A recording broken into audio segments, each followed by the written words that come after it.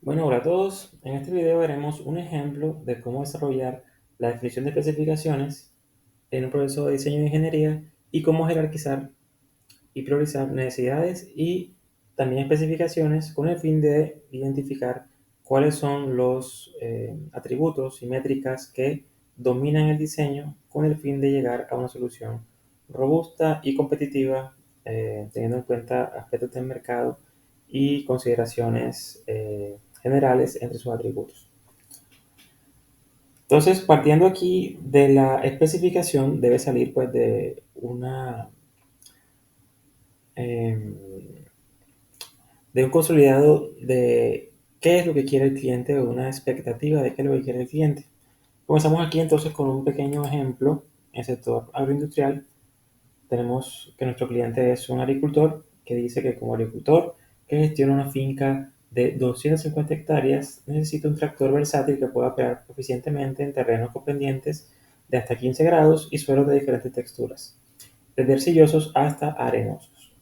El tractor debe ser capaz de realizar múltiples tareas agrícolas, incluyendo arar suelos a una profundidad de 30 centímetros, sembrar hasta 10 hectáreas al día y remolcar implementos con un peso aproximado, o bueno, máximo de 3,5 toneladas.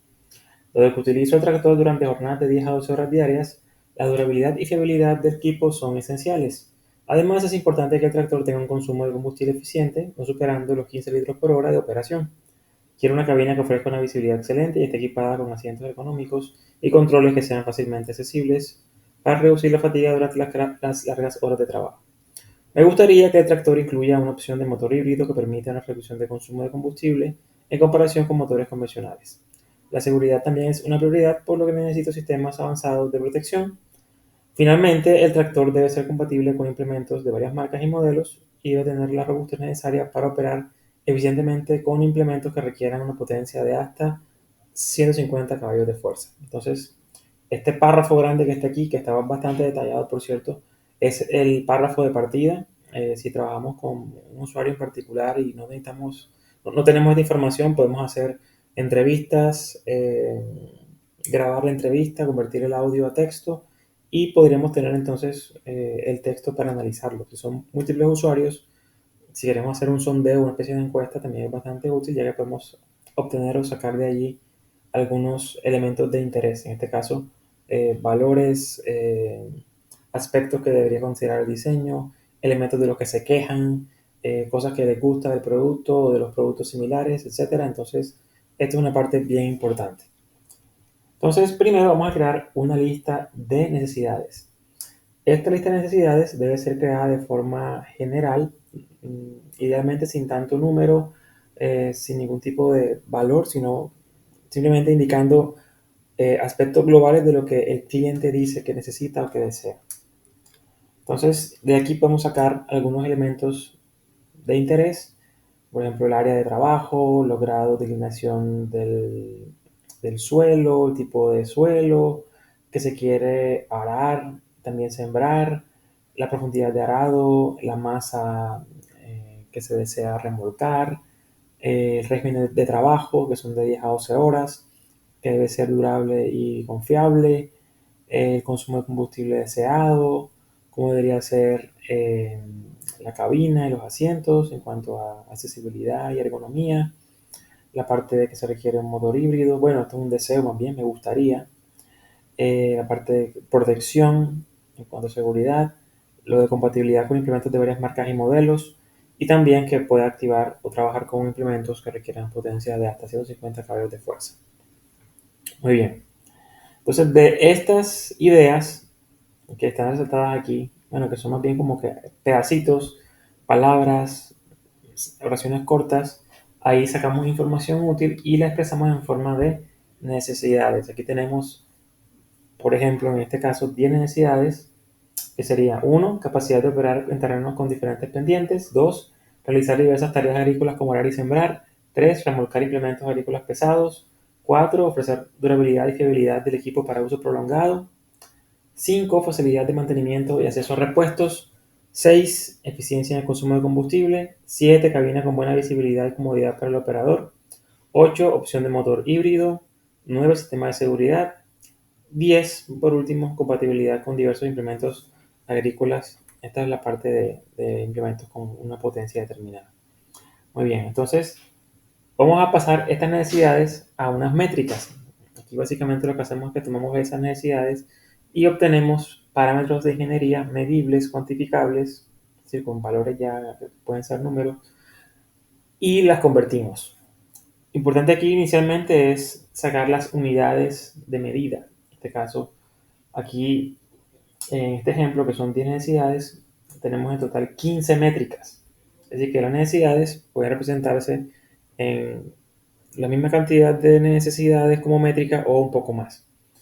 Entonces aquí tenemos la inclinación del terreno de trabajo que se mide en grados, la atención a tipos de suelo que simplemente es cumple o no cumple, profundidad de arado en centímetros, capacidad de sembrado por día que sería hectárea día, capacidad de remolcado que sería pues en una masa, en kilogramos, el intervalo de mantenimiento viene siendo el tiempo en horas, por ejemplo, entre un mantenimiento y el otro, se mide en horas, disponibilidad de repuestos, sí o no, consumo de combustible se mide en litros por hora y así sucesivamente. Entonces, esta primera parte nos ayuda a sacar los parámetros de ingeniería que son relevantes, estos serían unos comos, y las necesidades son los qués. Entonces, los cómo te dicen precisamente cómo se miden las necesidades o los qué, con qué parámetros se consideran para tenerlos en cuenta y cuantificarlos más adelante.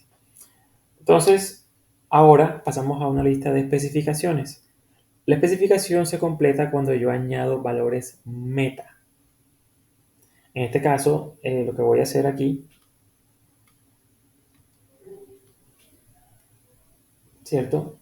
Es sacar la lista de especificaciones y añado entonces dos columnas. Una que es el valor marginal o el valor mínimo que debo cumplir.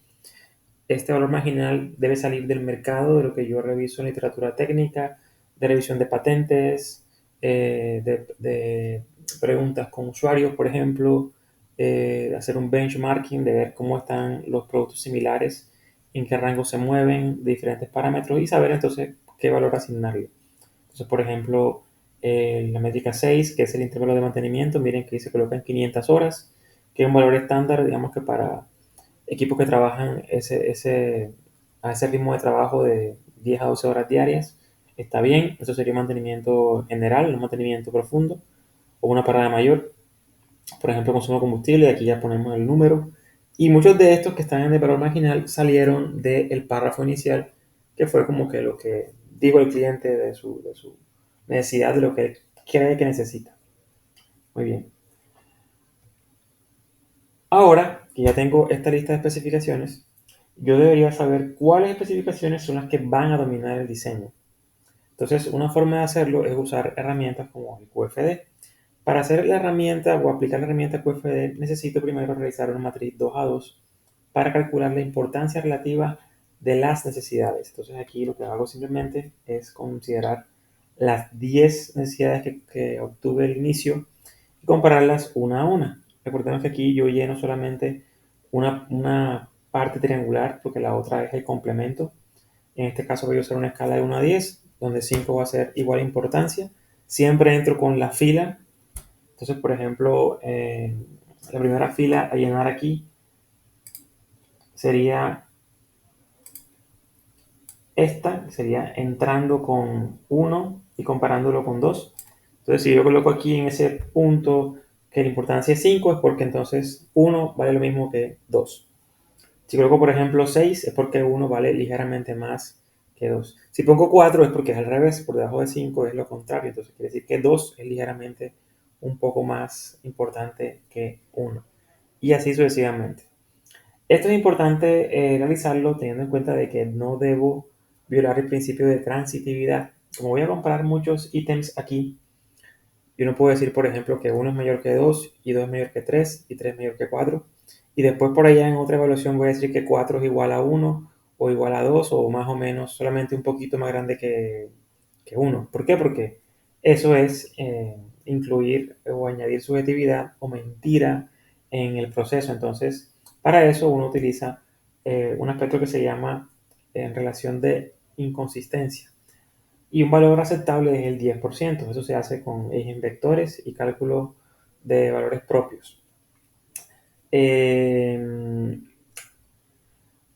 hacer ese procedimiento de manera más robusta, lo recomendable aquí es usar un programa o un algoritmo, un código que nos ayude a hacerlo de manera eficiente, eh, rápida y que nos diga de una vez si lo que estamos poniendo aquí tiene sentido. Es decir, que si yo hago esta matriz y la relleno y me da una consistencia superior al 10%, quiere decir que pues hay mucha subjetividad y me toca reevaluar los valores que estoy añadiendo.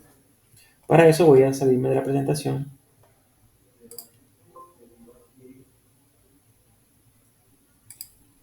y voy a buscar entonces, por ejemplo, ChatGPT.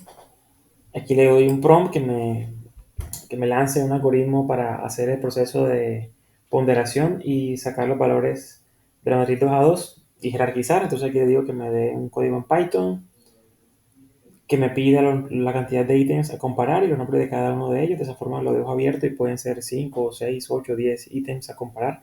En este caso estoy comparando las necesidades, entonces necesitaba por lo menos 10. Y le digo que la escala va a ser de 1 a 10. Entonces él aquí va a generar eso.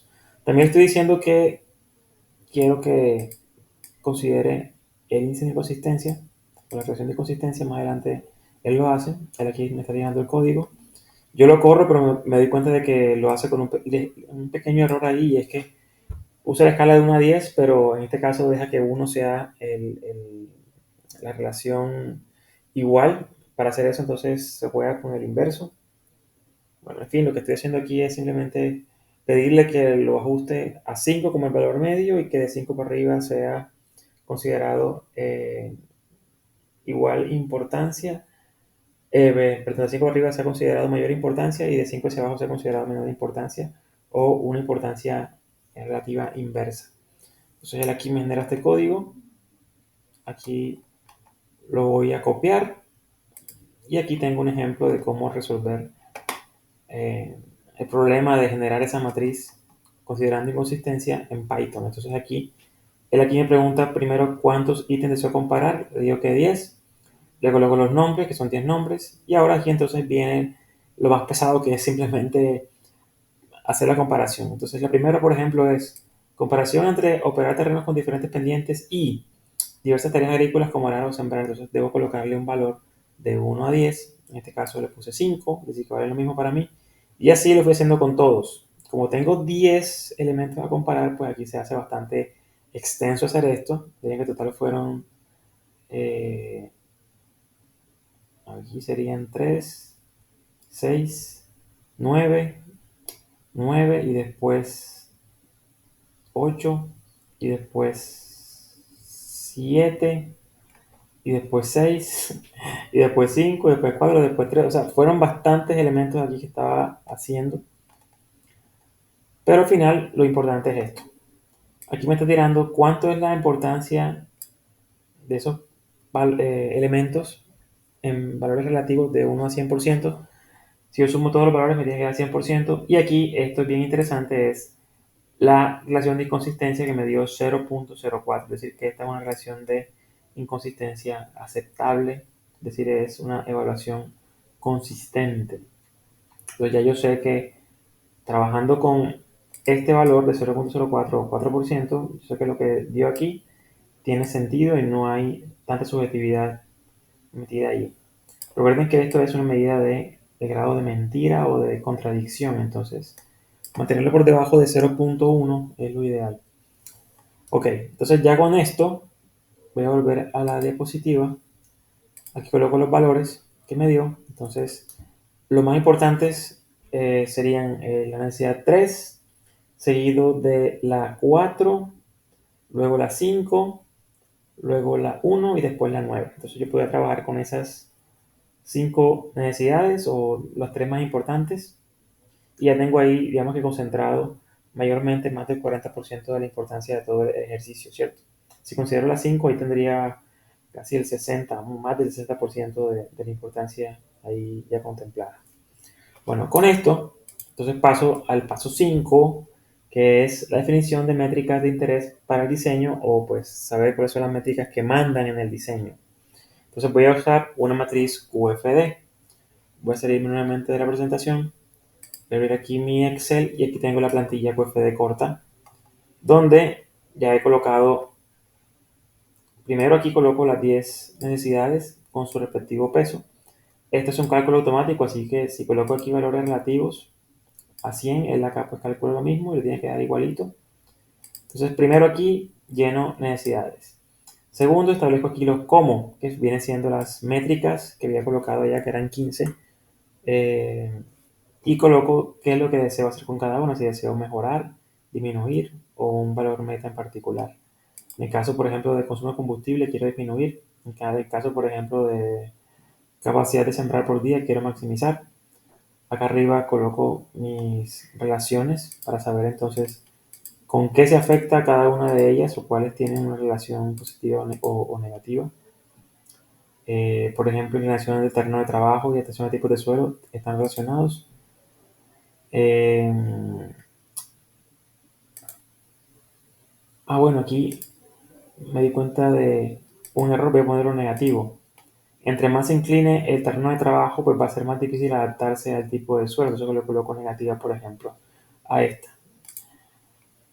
Acá coloco entonces mi compañía, uso solamente ceros porque no existe el producto aún. Y aquí he inventado 3 competidores, pero la idea es que yo pueda sacar esto del mercado, ¿sí? De mis competidores, de los que ya venden un producto similar o parecido al que quiero diseñar. Coloco los valores respecto a cómo se comportan en cada una de estas necesidades. Y de esa forma me voy dando cuenta dónde hay agujeros o huecos. Entonces, donde haya huecos o agujeros, ahí sería importante saber que tengo que trabajar más fuerte. Y donde están en 5 es porque ahí debo ser aún más fuerte, porque debo al menos igualarlo. Muy bien. Acá abajo coloco los valores eh, marginales para cada una de los comos, de las métricas que están acá arriba. Coloco la dificultad, que sería conseguir cada uno de estos. Esto ya es basado en la experiencia, en el grupo. Esto es importante tenerlo en cuenta. Yo debo rellenar esto de último, que es lo más importante, que es la matriz principal. Y aquí simplemente es decir cómo se relaciona los qué con los cómo. Si soy consistente, esto debe dar más o menos una diagonal con el valor más alto, que es el simbolito ese de la bolita con la rayita, que es la relación más fuerte. La segunda es la relación moderada y la última la relación débil. Y también puedo decirle que no hay relación. Entonces, por ejemplo, capacidad de operar en terrenos con diferentes pendientes tiene una alta con inclinación terreno de trabajo, entonces aquí pues tiene que ser así. ¿Por qué? Porque muchas métricas dependen directamente de una de estas necesidades, entonces por eso siempre tiene que verse como una especie de diagonal para ser consistente. Y habrán otras en las que hay una relación débil o moderada y pues también debo tenerla en cuenta. Por ejemplo, el consumo de combustible tiene que ver con las pendientes, claro que sí, y también con remolcar elementos agrícolas pesados, por eso coloco aquí relaciones entre ellos, en este caso débil y en este caso una fuerte. Aquí no tengo que llenar todo, simplemente donde haya relación. Y al final, aquí esto hace un cálculo de importancia, la relativiza y la última fila es la que yo utilizo y en este caso es la que me sirve a mí para tomar decisiones y saber cuáles son los elementos a los cuales debo darle más importancia en el diseño. Y a esos que obtienen valores más altos, debo revisar acá entonces qué contradicciones pueden haber, ¿sí? Y cómo está la competencia ahí también para ir a la fija. Una vez ya terminé entonces mi QFD, ya tengo los pesos definitivos. Estos pesos son no los pesos de las necesidades, porque eso ya los tenía, son los pesos de las métricas que están en las especificaciones. Entonces aquí voy a mostrar cómo quedó con estos valores. Y me da que la métrica 5, 6, 8 y 14, bueno, comenzando al revés, sería la 14 la más importante, seguido de la 6, la 5, después la 8 y podría considerar también la 2, pero ya está un poquito más lejos. Entonces, si me enfoco en estas 4 verdes, que son donde hay mayor concentración de importancia, pues sé que tengo entonces mayor chance de tener éxito en mi proceso de diseño. Entonces, para eso funciona el QFD, es decir, que no solo es generar la métrica, sino también obtener la importancia relativa de cada una de ellas y de esa forma saber entonces qué elementos, sí, qué especificaciones son las que van a dominar mi diseño. En este caso, las que van a dominar el diseño son las que están aquí en verde con mayor importancia. Espero que este video les haya servido. Esto también es de mucha práctica, de leer. No es simplemente colocar valores por colocar, debo hacer un estudio de mercado, conocer el producto, investigar y de esa forma, pues, cuando yo coloco aquí los valores, no estoy haciéndolo eh, indiscriminadamente, sino que ya los hago con algún tipo de justificación o información que lo soporta.